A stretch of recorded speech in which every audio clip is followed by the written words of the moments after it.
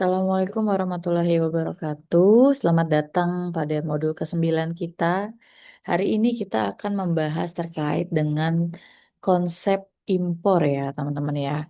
Atau kalau di sini lebih spesifik lagi kita akan membahas terkait dengan bagaimana proses impor barang, aplikasinya apa saja, lalu teknisnya seperti apa. Oke. Nah, pada intinya teman-teman, alur proses impor itu ada 6 tahap. Ada 5 tahap ya, 5 tahap. Tapi kalau misalnya nanti dia masuk ke jalur merah ya teman-teman, seperti yang kita bahas kemarin, maka akan ada tahapan tambahan terkait dengan pemeriksaan fisik. Nah, tapi pada dasarnya alurnya seperti ini teman-teman. Pada di awal akan datang sarana pengangkut ya, dalam hal ini mungkin kalau misalnya lewat laut ya berarti kapal ya teman-teman, kalau lewat udara ya berarti pesawat kargo gitu ya. Nah, seketika setelah datang sarana pengangkutnya ini membawa barang impor masuk ke wilayah pabean Indonesia. Lalu setelah itu ada yang namanya pembongkaran.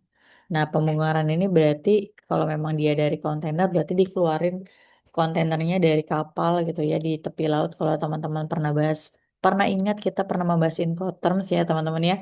Ada tepi kapal di pelabuhan-pelabuhan memang yang dituju. Nah, di situ nanti dibongkar dulu dari kapal ke pelabuhan. Lalu setelah itu ada yang namanya penimbunan. Nah, penimbunan ini kemarin kita juga sudah bahas di awal-awal kalau nggak salah ya teman-teman, ada tempat penimbunan sementara.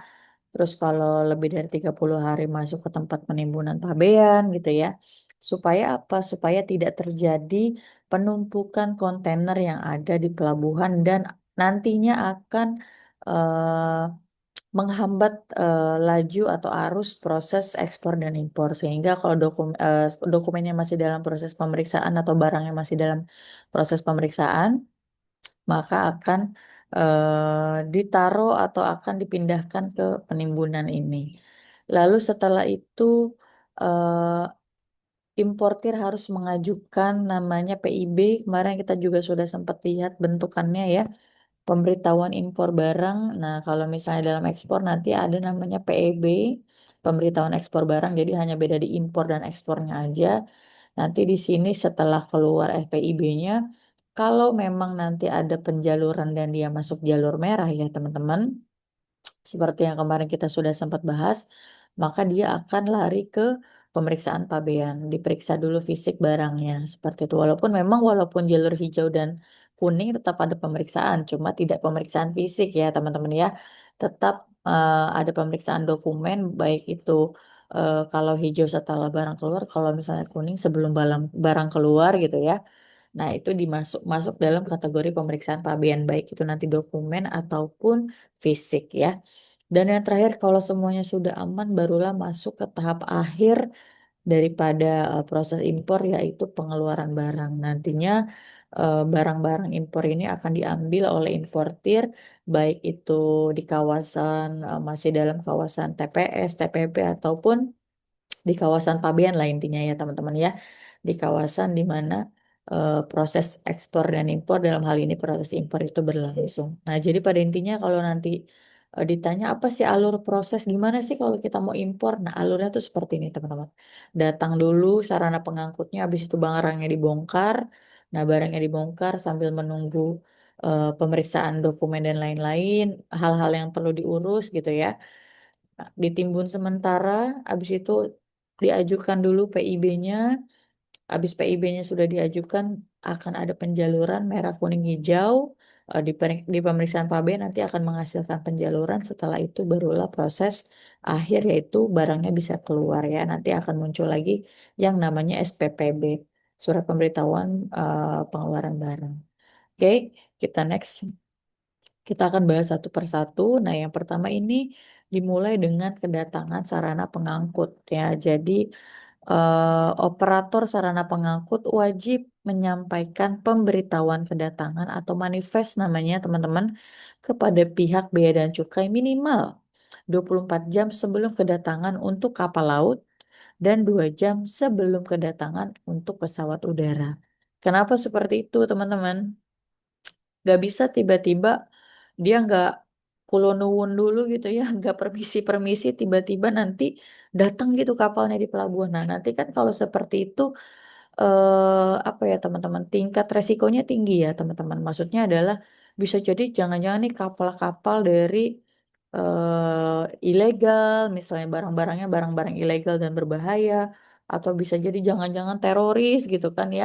Nah, oleh karena itu eh, siapapun itu baik laut ataupun udara tetap harus informasikan terlebih dahulu kedatangan atau manifest ya kedatangan daripada sarana pengangkut kepada pihak bea dan cukai yang dituju negaranya kalau dalam hal ini di Indonesia ya tadi untuk minimal 24 jam untuk kapal laut ya karena kalau kapal laut kan dalam prosesnya panjang ya kalau pesawat kan tidak terlalu lama dalam proses perjalanannya kalau kapal laut 24 jam atau 1 hari sebelumnya kalau pesawat cukup 2 jam sebelum kedatangan setelah itu ketika sudah ada pemberitahuan, nanti BC akan memeriksa dulu teman-teman dokumen manifestnya. Dokumen manifest itu dokumen daripada sarana pengangkutnya. Nah, kalau tadi laut ya berarti kapalnya, kalau misalnya pesawat udara berarti eh, sorry pesawatnya. Dokumen manifest itu tentang apa? Tentang barang yang ada di dalamnya, barang yang ada di dalam kapal atau pesawatnya, lalu jumlahnya berapa, jenisnya ada barang apa saja, apakah berbahaya atau tidak, apa masuk kategori resiko tinggi, menengah atau rendah gitu ya. Terus pemilik barangnya tuh PT mana aja, importirnya siapa saja. Nah, setelah itu barulah nanti dianalisis profil dokumennya dan profil resiko yang seperti kita sudah apa namanya sorry kita bahas kemarin. Terus eh, ditentukanlah jalur sarana pengangkutnya dan prosedur yang selanjutnya untuk diikuti. Masuk nanti ke tahap yang berikutnya, teman-teman. Nah, ini dokumen manifest ya. Kalau misalnya ada namanya inward ya, inward itu daftar barang yang dibawa masuk ke dalam daerah pabean harus mencantumkan nomor, tanda, dan jenis kemasan, pengirim, penerima, pelabuhan muat, dan pelabuhan bongkar. Nah, kalau misalnya teman-teman nanti lewatnya udara, ada namanya bill of lading ataupun airwheel ya. Nah, itu yang pada intinya adalah bukti kepemilikan barang dan kontrak pengangkutan barang antara pengirim barang dan perusahaan pengangkutan. Nah, yang terakhir nanti ada packing list, teman-teman. Di situ lebih rinci lagi dijelaskan jumlahnya, jenis barangnya apa saja, beratnya berapa, dimensinya berapa, lalu urutan pengemasannya seperti apa. Gunanya apa? Tujuannya supaya nanti sudah dikelompokkan ya teman-teman. Jadi bea dan cukai ini akan lebih mudah dalam mengidentifikasi jenis-jenis barang. Bayangkan kalau misalnya teman-teman dalam satu kontainer tuh tercampur aduk semuanya jenis barang apa aja ada di situ, yang kecil, yang gede, yang berat, yang enteng nanti kan akan sangat sulit diidentifikasi ya teman-teman. Oleh karena itu nanti ada yang namanya pengelompokan berdasarkan tadi dimensi, berat, terus urutannya seperti apa. Nah, ini untuk bagaimana cara mengawasi kalau tadi harus lapor dulu ya, lapor dulu sebelum mereka nyampe.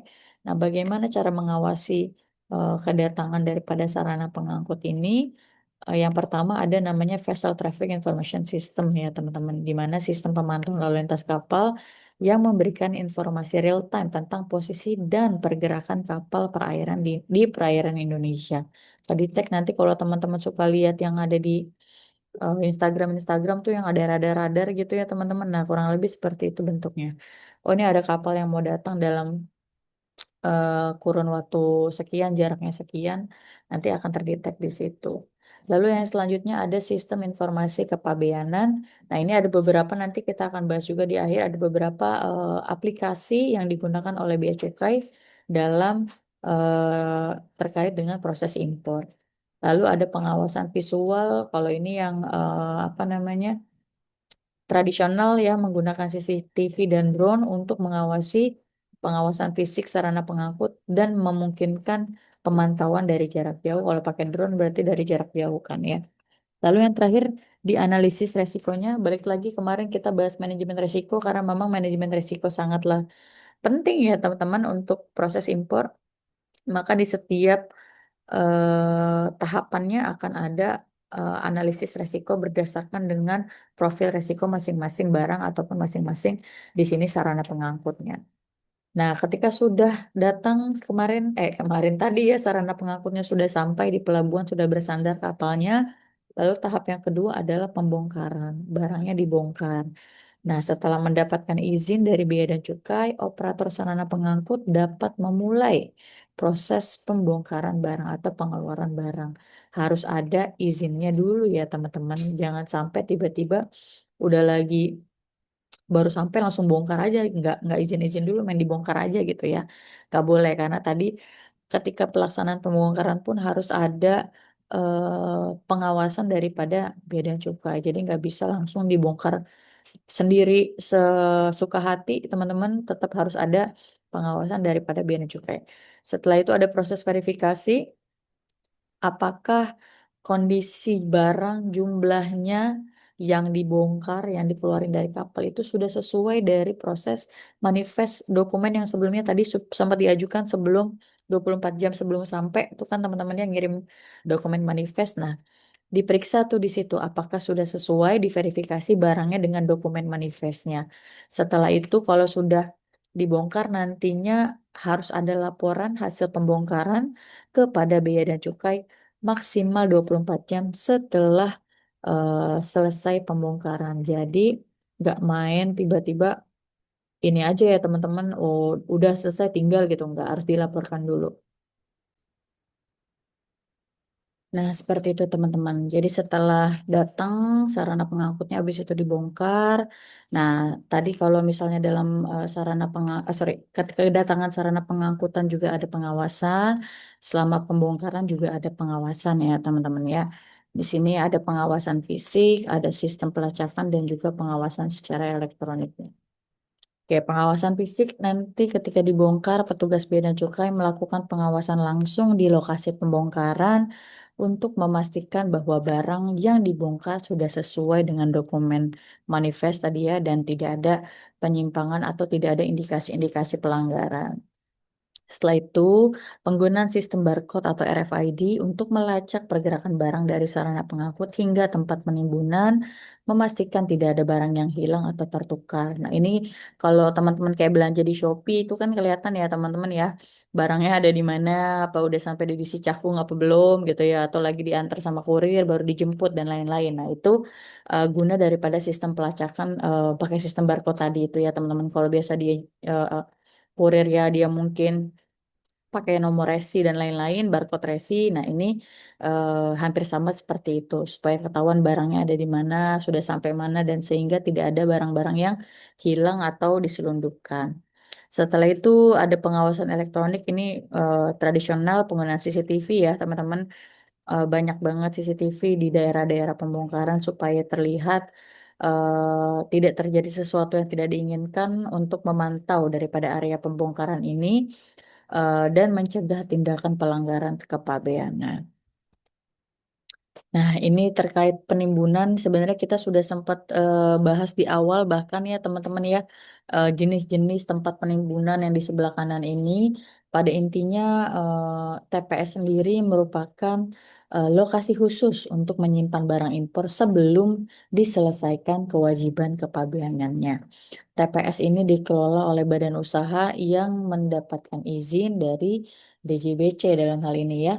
Barang yang ditimbun di TPS berada di bawah pengawasan Bea dan Cukai dan memiliki batas waktu penimbunan maksimal 30 hari sejak tanggal penimbunan dengan kemungkinan perpanjangan dalam kondisi tertentu. Tadi kalau TPS-nya sudah eh, apa namanya sudah lewat batas waktu nanti dia akan pindah ke tempat penimbunan yang lainnya seperti itu teman-teman. Ini kemarin kita sudah sempat bahas di pertemuan yang pertama atau kedua gitu ya. Nah, untuk pengawasan sendiri di setiap penimbunan ya, di setiap tempat penimbunan itu 24 jam dalam satu minggu ya, 24/7 nonstop oleh petugas Bea dan Cukai di penimbunan barang. Dengan kalau TPS tadi maksimal batas waktunya 30 hari. Setelah itu dia mungkin akan pindah nanti ke TPB ya.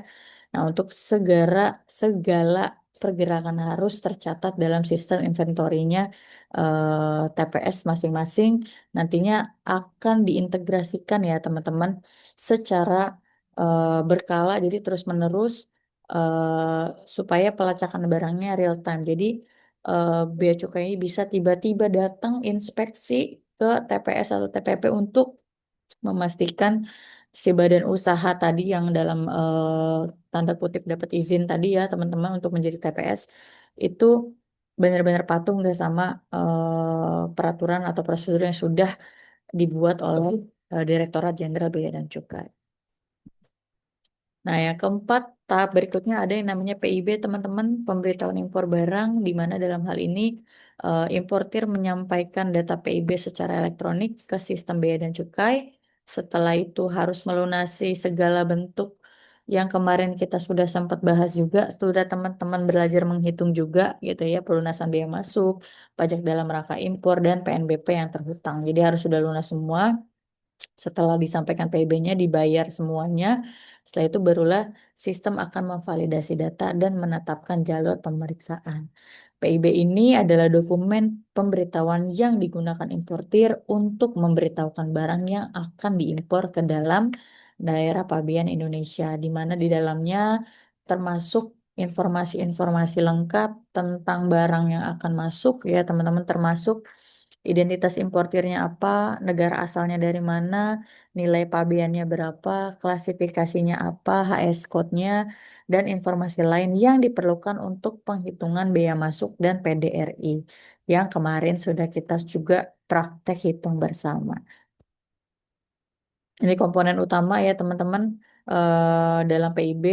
Ada identitas importir, ada data suppliernya, data barangnya, jenis, jumlah, berat, dimensi, dan lain-lain. Nilai pabeannya, terus HS code-nya berapa atau klasifikasi barangnya masuknya kemana.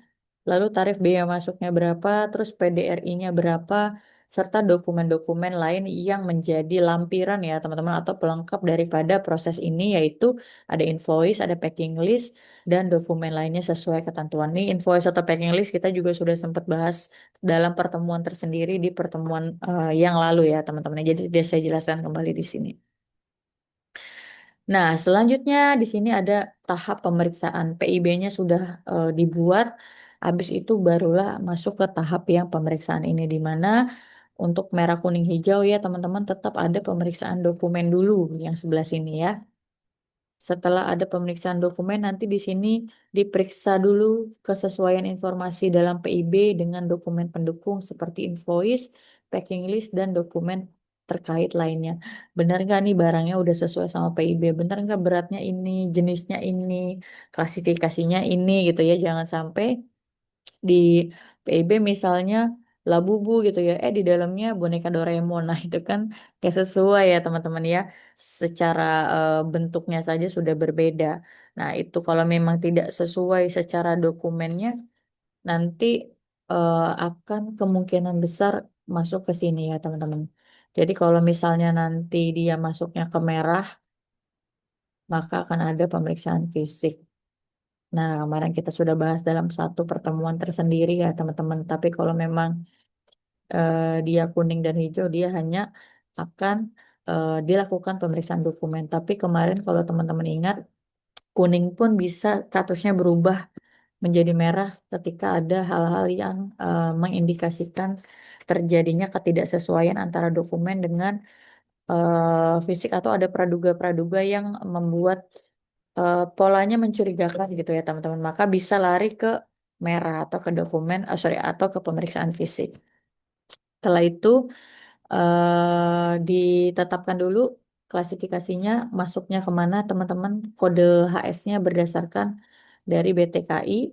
Selanjutnya terakhir barulah ditetapkan nilai pabeannya. Nah, nilai pabean teman-teman sudah belajar menghitung juga ya kemarin ini ada beberapa ada eh,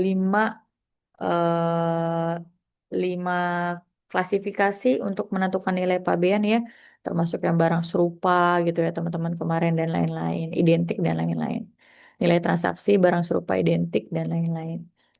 Oke, next.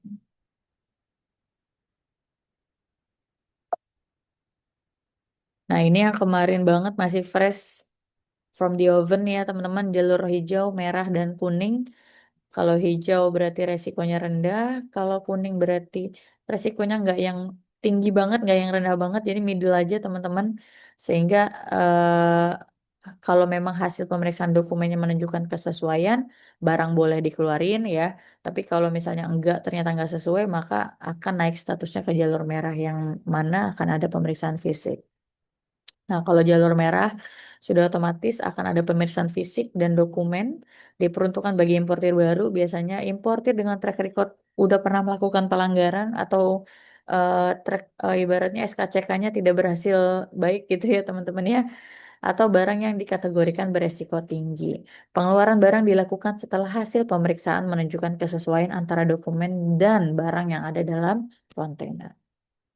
Oke, next. Nah, ini untuk pemeriksaan fisik, teman-teman, ada yang pertama manual, seperti yang kemarin sempat saya kasih lihat YouTube-nya ya. Dibuka kontainernya, diperiksa secara random ya, teman-teman. Diawasi langsung oleh Bea dan Cukai. Dibuka dipastikan jenisnya sesuai atau tidak, jumlahnya sesuai atau tidak, karakteristik barangnya sesuai atau tidak dari PIB-nya. Ternyata kalau tidak sesuai ya kemungkinan akan ada tahap berikutnya ya teman-teman. Nah, metode ini intensif namun efektif untuk pemeriksaan secara detail karena kan benar-benar dibukain, diperiksa di depan mata satu persatu. Cuma memang secara waktu otomatis memerlukan waktu yang jauh lebih banyak ya teman, atau jauh lebih lama karena kan tadi masih pakai tradisional, masih pakai person yang ada di lapangannya gitu, masih pakai orang metodenya, jadi mungkin akan lebih lama tapi efektif karena otomatis detail ya teman-teman, diperiksa satu-satu. Nah, ada pemeriksaan non intrusif, ini biasanya menggunakan alat teman-teman, menggunakan teknologi, ada X-ray, ada CT scan, dan detektor lainnya untuk memeriksa isi kemasan tanpa harus dibuka. Nah, ini lebih efisien untuk kontainer-kontainer yang gede-gede, teman-teman. Jadi kalau misalnya teman-teman biasa di bandara, kopernya yang dimasukin ke dalam scanner. Nah, kalau ini kontainernya yang dimasukin ke dalam scanner ya, teman-teman. Jadi scannernya nggak sekecil yang ada di bandara gitu ya. Supaya lebih efisien barangnya jadi nggak harus dibongkar, nggak harus dibuka, nggak harus diacak-acak, tapi sudah terlihat menggunakan alat-alat dan teknologi yang sudah ada dalam proses pemeriksaan fisik. Lalu yang terakhir menggunakan K9 ya teman-teman, atau K9, yaitu pakai anjing terlatih. Nah, itu memang real ya teman-teman, ada anjing-anjing terlatih yang kayak di film-film itu untuk mendeteksi barang-barang terlarang yang eh, memiliki karakteristik khusus biasanya yang memang kayak di sini contohnya misalnya narkotika, bahan peledak, atau barang ilegal yang sulit dideteksi dengan satu dan dua. Sulit dideteksi dengan manual atau dengan non intrusif pakai alat tadi. Sehingga kalau memang ada indikasi-indikasi ke arah sana ya barangnya ke arah ya tadi yang narkotika yang ada baunya mungkin ya teman-teman, atau ada karakteristik ya bau sih biasanya ya teman-teman, karena kan anjing pelacak ini dari bau ya teman-teman mereka. Nah, biasanya menggunakan pemeriksaan tambahan dengan K9 atau si anjing pelatih ini. Anjing tertatih, bukan anjing pelatih, mohon maaf. Oke, tantangan dari pemeriksaan pabean yang pertama, keseimbangan antara fasilitas dan pengawasan supaya tidak terlalu lama dalam proses pemeriksaan, teman-teman. Jadi barangnya tidak menumpuk di pelabuhan ataupun di TPS, sehingga kalau pemeriksaannya bisa cepat tapi tepat sasaran, mungkin akan lebih cepat juga, akan beralih kepada yang nomor dua terkait dengan waktu dan SDM. Jadi kalau misalnya fasilitasnya udah bisa pakai X-ray semua, tapi misalnya tepat sasaran gitu ya hasilnya baik gitu ya, dapat terdeteksi semuanya tanpa harus manual, tanpa harus pemeriksaan fisik yang manual, otomatis secara waktu dan sumber daya pun akan lebih efisien dan efektif gitu ya teman-teman ya. Tidak memerlukan banyak orang, cukup orang-orang atau operator yang bisa memfungsikan atau mengoperatorkan si alat-alat pemeriksaan ini aja. Lalu perkembangan teknologi sudah harus mengikuti teman-temannya, walaupun biasa kalau kita bahas teknologi maka kita bahas juga harga ya teman-teman ya, harga yang cukup tinggi untuk mendatangkan sebuah teknologi yang mutakhir. Tapi balik lagi jika memang itu secara manajemen risiko lebih baik, lebih cepat, lebih efisien, lebih efektif ya, why not gitu ya teman-teman ya.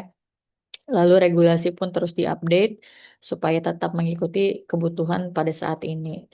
Dan variasi komoditas dan asal barang. Karena yang datang gak cuma dari Cina aja, ada dari berbagai negara yang memang mungkin secara impor ada yang jarang, ada yang memang rutin gitu ya. Karakteristik barangnya beda-beda, jenis barangnya juga beda-beda. Nah, itu otomatis menjadi tantangan dalam pemeriksaan pabean itu sendiri karena otomatis kita harus terus belajar ya teman-teman. Apalagi kalau misal ada impor yang memang barangnya belum pernah masuk nih, baru pertama kali masuk, otomatis kan harus dipelajari terlebih dahulu ya teman-teman. Karena memang kecuali barangnya sudah sering, PT-nya sudah sering dikenal dari negara yang memang secara kapasitas dan kuantitas juga rutin impornya, otomatis menjadi suatu tantangan ya. Kayak teman-teman baru kenalan sama orang baru kan, sama teman lama kan mungkin udah tahu oh ini orangnya kayak gini, sukanya ini, hobinya ini, jeleknya ini, baiknya ini gitu ya.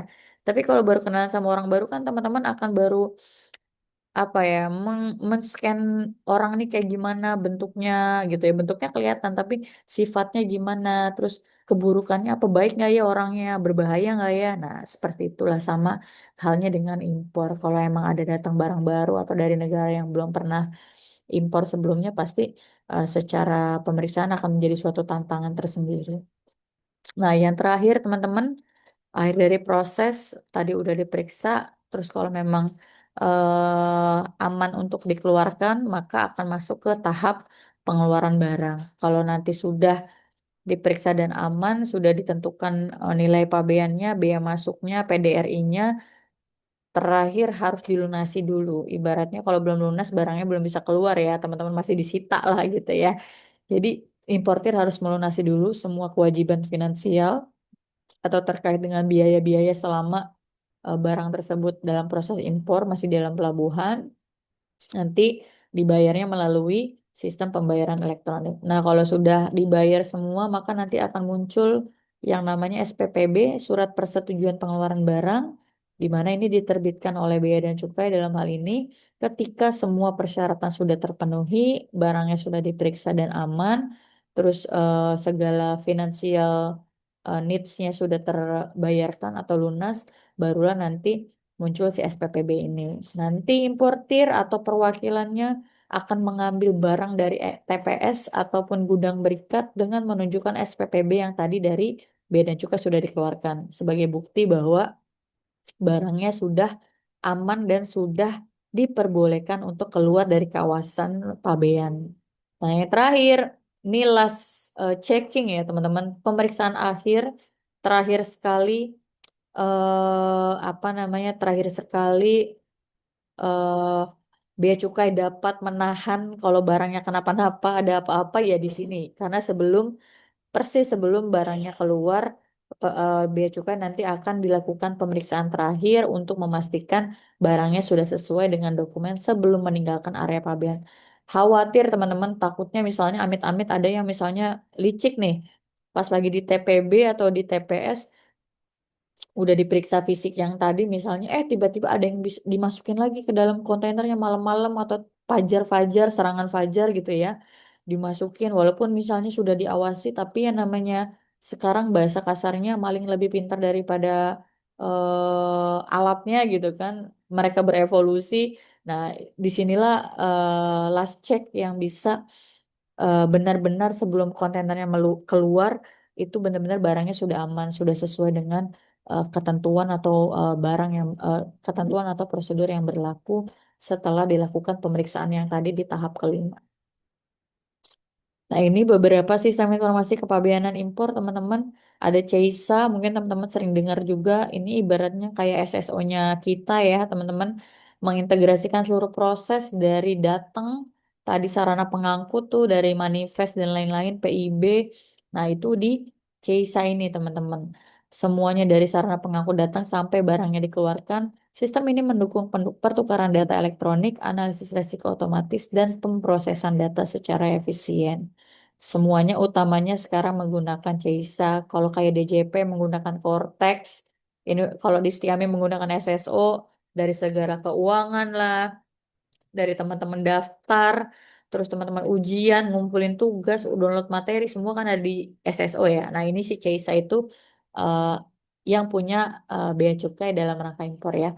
Lalu INSW, nah INSW ini lebih kepada karena kan kalau teman-teman kita kemarin bahas lartas ya larangan dan pembatasan, kayak misalnya kita mau ngimpor kosmetik berarti kan butuh dari Kementerian Kesehatan nih, aman nggak BPOM-nya segala macamnya.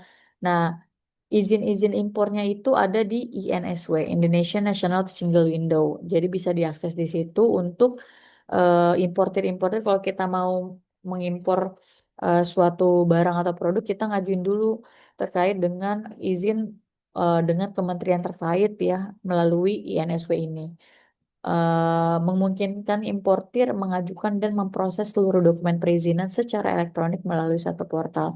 Jadi bukan berarti oh kita mau ini kita datangin Kementerian Kesehatan, oh kita mau impor produk tani kita ke pertanian dulu. Oh kalau ini kita ke kesehatan dulu nggak gitu. Jadi langsung aja di NSW nanti di situ sudah muncul teman-teman mau mengajukannya apa ke kementerian terkait yang mana. Lalu yang terakhir ada manajemen risiko. Nah, ini sudah kita bahas juga sistem manajemen risiko ini lebih kepada kemarin ya penjaluran merah kuning hijau untuk membantu petugas bea cukai fokusnya ke yang risiko tinggi saja sehingga tidak memakan waktu dan biaya yang lebih banyak. Nah, ini contoh implementasi sistem INSW, I-nya hilang, mohon maaf jadi NSW ya. INSW di Indonesia. Terus eh National Single Window ini terus mengimplementasikan sebagai bagian dari komitmen ASEAN Single Window, sistem ini bertujuan untuk mengintegrasikan proses perizinan dan clearance impor secara elektronik. Implementasinya melibatkan 18 kementerian dan lembaga. Proses integrasi membutuhkan waktu bertahap, dimulai dari pelabuhan utama seperti Tanjung Priuk. Tantangan utamanya otomatis standarisasi data dan interoperabilitas sistem antar lembaga, karena beda kementerian, beda kebijakan ya teman-teman ya. Hasilnya ketika sudah diterapkan NSW ini, National Single Window di Indonesia ini, berhasil mengurangi waktu dan biaya pengurusan dokumen impor ataupun ekspor secara signifikan. Dwelling time di pelabuhan utama berkurang hingga 40%, transparansinya meningkat, dan mengurangi potensi korupsi dalam proses kepabeanan. Karena semua udah based on system, jadi tidak ada lagi amplop di bawah map ya teman-teman ya, kurang lebih seperti itu. Nah, ini untuk fasilitas kita sudah bahas juga kemarin, ada pembebasan, ada penundaan, dan ada MITA atau AEO ya jalur prioritas yang kemarin bisa masuk langsung masuk jalur hijau, nggak perlu masuk jalur kuning apalagi merah. Nah, kalau pembebasan atau keringanan ini hampir sama dengan di pajak biasanya teman-teman ya, terutama untuk kayak bahan baku industri, mesin. Nah, ini biasanya dapat pembebasan atau keringanan supaya mendorong investasi dalam negeri. Kalau penundaan bukan diringankan atau dihapuskan, tapi boleh ditermin biasanya atau boleh ya udah tunggu barangnya beres barulah barangnya keluar misalnya baru eh, beberapa bulan kemudian baru boleh membayar atau melunasi. Tapi biasanya gak sembarangan semua orang bisa menggunakan penundaan ini, fasilitas ini. Biasanya memang sudah dengan importir yang track recordnya baik gitu ya, track recordnya dia nggak pernah melakukan pelanggaran atau punya jaminan bank. Biasanya jaminan bank juga kan, kalau teman-teman kemarin kita sudah sempat bahas juga ya teman-teman, kalau memang metode pembayarannya dia menggunakan bank otomatis dengan jaminan ya ibaratnya bea cukai juga ya udahlah dia dijamin sama bank ini gitu ya nggak apa-apa lah ditunda nanti kalaupun ada apa-apa yang bertanggung jawab adalah si bank fasilitatornya ini seperti itu. Oke teman-teman mungkin untuk materi hari ini cukup sampai sini. Jika ada yang ingin ditanyakan dipersilakan. Wabillahi taufiq wal hidayah. Wassalamualaikum warahmatullahi wabarakatuh.